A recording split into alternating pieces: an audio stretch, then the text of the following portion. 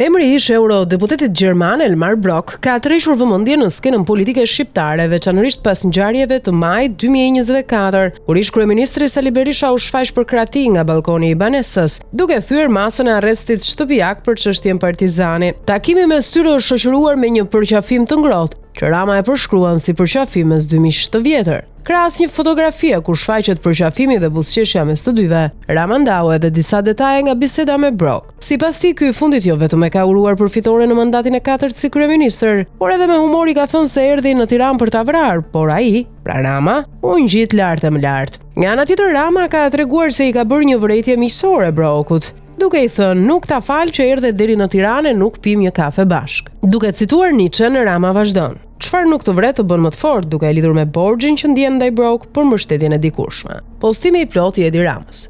Edi urime, e erdha përsëri në Tiranë të vrisja, po ti sa herë un vi të vras ngjitesh më lart, i thot Brok. Elmar, vetëm një gjë s'kam për të ta falur kurr.